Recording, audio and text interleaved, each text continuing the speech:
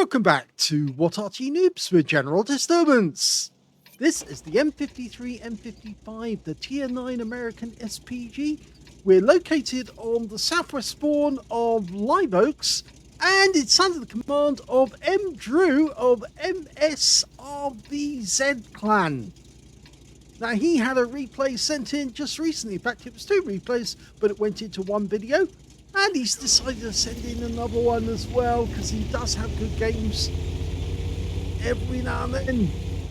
Now, you may know, if you watched the previous video, that M. Drew is actually located in Arty.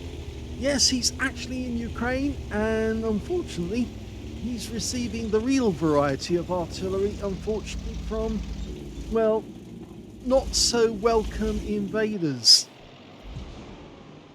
Okay, lining up his first targets, a T55A, the Tier 9 reward tank for the personal missions. But he's actually centering on an EBR-105. He's landed in a Tier 10 game with Tier 9 tanks. The EBR is just the other side of that house, and that protects him from any artillery fire. But he did see an AMX 1390 just the other side of the path, so he decided to hit that instead. Now, this is the 8-inch howitzer, capable of doing 900 alpha, 52 millimeters of pen, with 10.5 meters on the burst radius and between 12.5 and 28 seconds of stun. It's one of the better arties at the higher tiers, because of course it's very mobile as well. It's got a top speed 56.3 kilometers an hour. Okay, he's lined up a shot, but the enemy is hiding behind a building, so he's decided to go for one which is not so hidden. It's a SAB 103, Strip 103 rather. It's the Tier 10 Swedish tank destroyer, and he got a direct hit, and I think that was, yes, it was a big hit for 433, not a penetration though.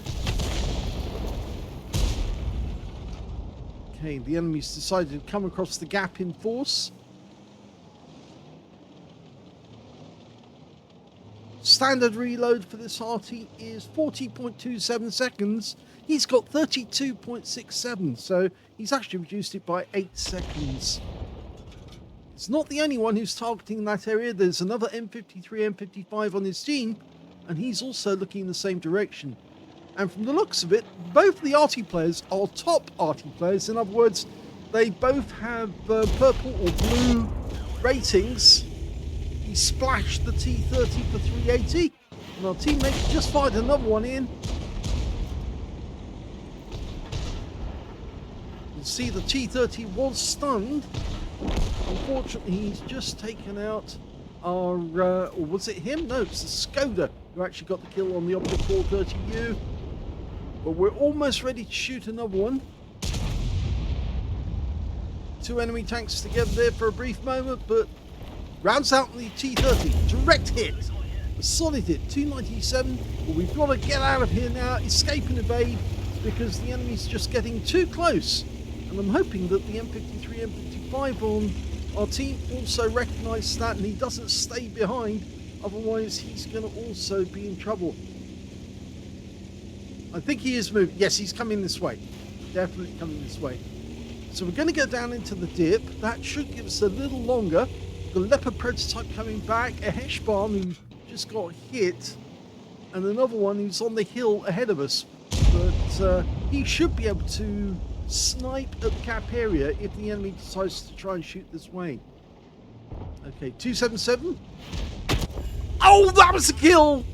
He hit the engine deck, 206, and he's out the game, and we're moving. Yep, Andrew has decided he's not going to stick around near the dip. He's actually going to move up and get close to the city, because of course then he's following his teammates and using them to protect him. Now there still is that EBR-105 somewhere out there, but some of the enemy tanks are now very low on hit points, including that M103, and he was about to take that guy out before he got taken instead by our Object 277. So he's continuing to move up on the city. You can see, like, the enemy has taken the railway line and half the map, and we've got the other half of the map, but we're actually closer to their cap area. And I suspect that he knows, Drew knows, that the enemy is more than likely going to turn around, go straight back up the railway line to protect their cap area if they realise what's going on. This has got to be a long-range shot, so he needs to lead a lot more.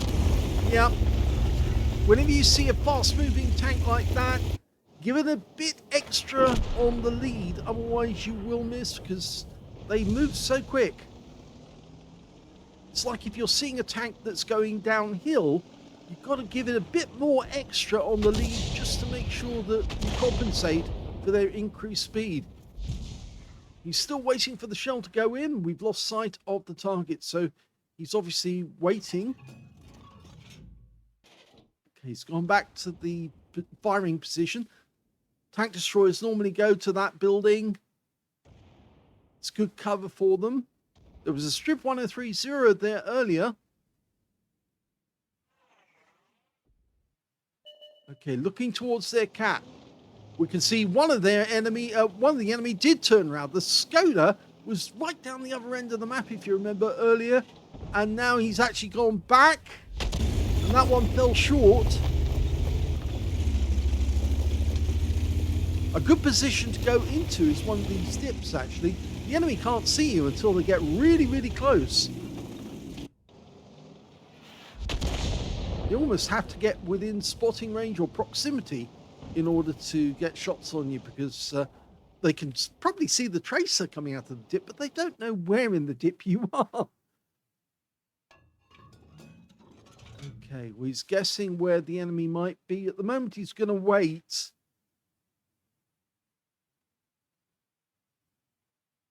You get 20 rounds of ammunition. He's got 11, and he's got 2 of the extra XP, extra HE, I should say.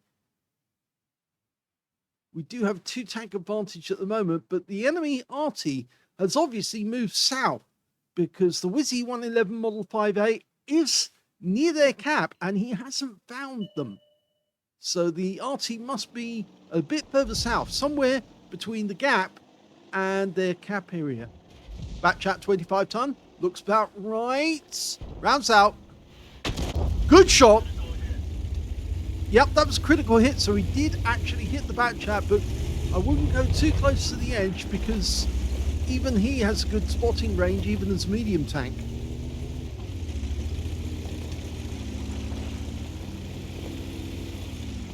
Okay, so we're still 2 up on the enemy. He's just trying to get as close as he dare. EBR again. Almost loaded, bit more extra on the lead. He's doing it this time. Rounds out. Oh my God, what a shot! He got him. Excellent. He gave a little bit extra lead and it worked perfectly. He nailed the EBR.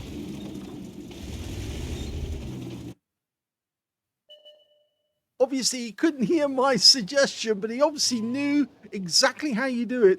That is how you do it. You just give a bit extra lead, adjust it, and then fire the round in, and you should get him if he's on the track, and he was on that track. MX30, rounds out. Another direct hit, 417, and more stun assist. He's nearly at 2.5 actual damage and 3k of stun assist so far, so this is going to be a big game. Okay, we've got that strip 103B. Remember, that was the one that went all the way south, and he's just got nuked and out of existence by a Heshbon. We're now looking at the other enemy as they're running back towards their cap area. We've just seen the destruction of the Skoda T50, and that's it. Game's over. Here's the end of battle stats, and that was an ace tanker game for Drew in the M53, M55. Well done. He got a Bruiser medal for getting at least 5 critical hits. It's showing 4, but he must have got 5 to get the medal. And his win rate from the game was 2,775, which is Unicum standard. Let's have a look at team score and see where he came. Well, he didn't get the highest damage in the game because that went to the T95 with 3,693. but he didn't get a high caliber because it wasn't 20% of the enemy hit pool. He got a steel wall instead for blocking the most damage in the game. Second highest damage was the Strip 103B, the guy we fired at when he was on the railway line, 3,185 hit points. And the third highest damage went to the Wizzy 111 Model 5A on our team with 3,098, whilst Drew got 2,394, which means he beat all but 2 on the enemy team, 4 in his own team, places him 7th on damage. When it came to kills, it's actually shared at the top because the highest number of kills was 2. And the T95, the Wizzy 111 Model 5A, the Heshbon, and Drew in his M53, M55, the Object 277, and the other M53, M55. So he was a good player. He just wasn't as hot on that day as Drew was. And on the enemy team, their Strip 103B and their Skoda T50 also managed to get 2 kills. So they both share the spot there. When it came to base XP, though, it was Drew who got the most, 1,040, mostly down to that stun assist that he managed to put out.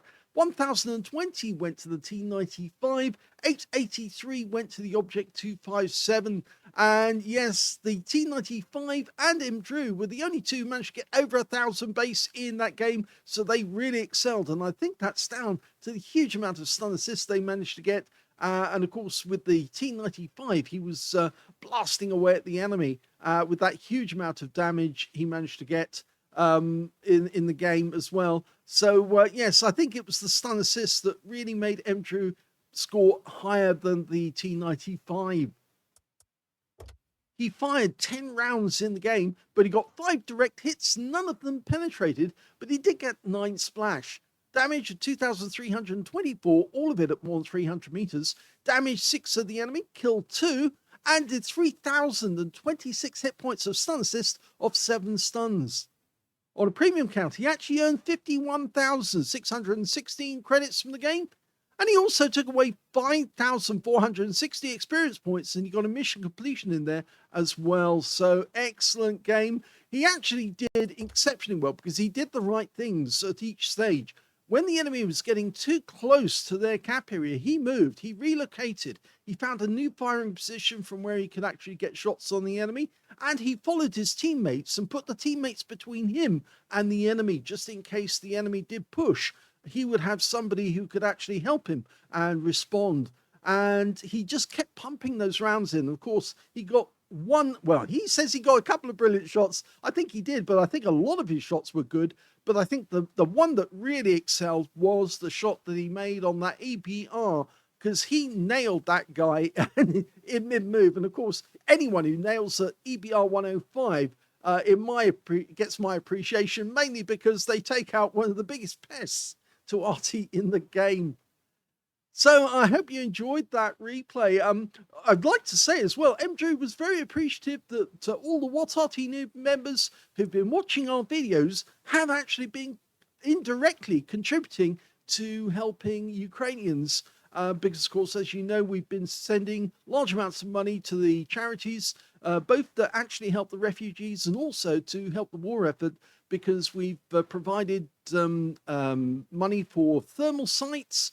And also, just recently, we've started donating to a website that actually provides thermal drones for use by the guys on the front line, so that even at night time, the Ukrainian forces will be able to protect themselves from the invaders. So he really appreciates that you're doing this, because, of course, it really makes a difference that there are people out there who are helping his country to stay alive and stay free. If you enjoyed this video, please give it a like, do subscribe to our channel, leave a little comment down below because it feeds the algorithm, and thank you for watching.